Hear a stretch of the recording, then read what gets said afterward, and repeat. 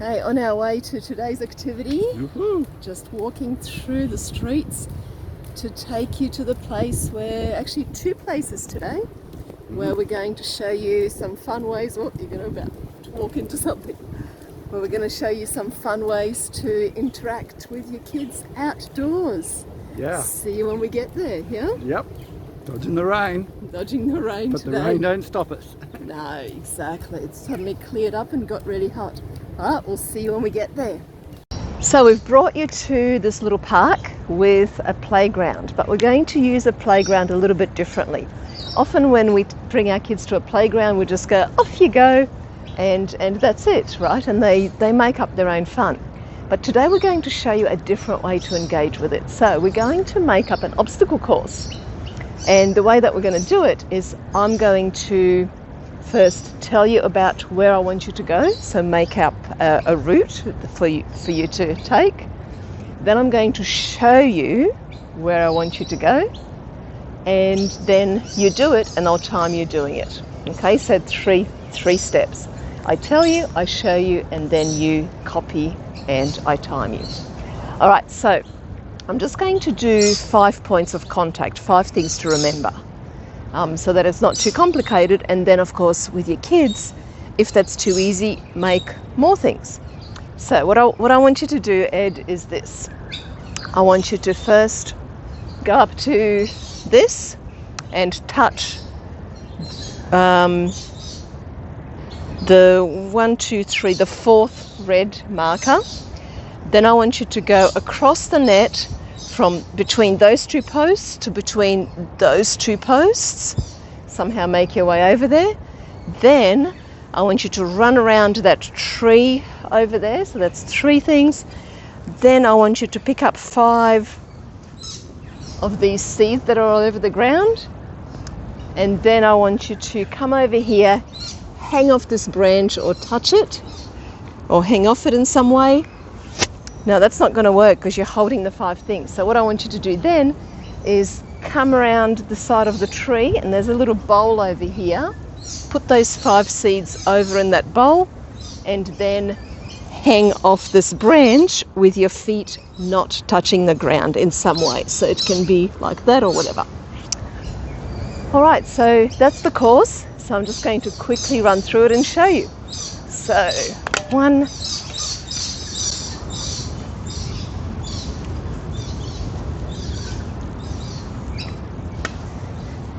2,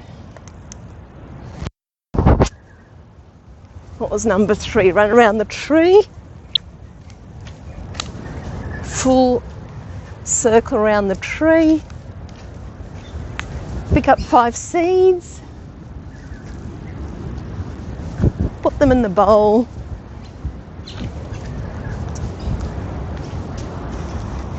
and hang off the branch without feet touching the ground, and then run back and tag me, and then I'll stop the timer. All right, ready, set, go.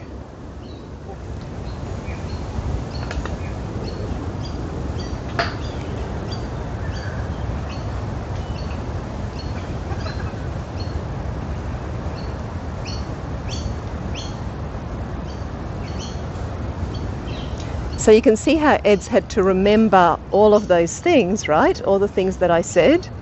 So he's having to hold it in his memory. And while I was talking and showing him, he had to visualize what he was going to do. And I love how he found a different way of getting across the net, right? Which may be quicker or it may not. We don't know. And soon we're going to stop the time. Yay! And come and touch my hand, and then the timer is stopped. Okay, so that was 53 seconds, 0.36. Now can you think of a way where you could do it quicker? What could you do to make it quicker?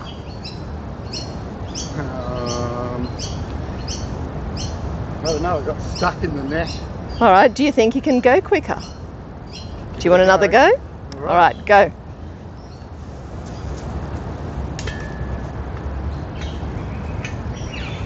So now Ed's trying a different way, right? A different technique.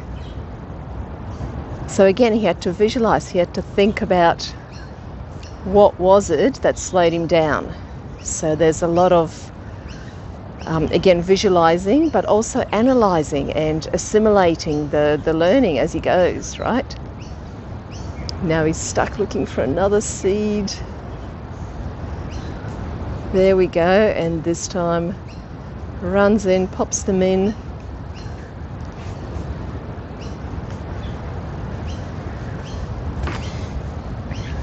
There we go, and I did find these are great stopwatches where you can actually see the numbers. You can see the space that between the 5, the 10, the 15, so they look like clocks. It's great for kids to visualize, so it's great to time them on one of these, and it was just a swipe across on this iPhone, because then they can really see that inside their head. It's easier to comprehend what the numbers mean. All right, so you could see in that last bit that Ed beat his time by about 10 seconds the second time around, right? So it's important to give our kids a second go so they get to see where they can improve.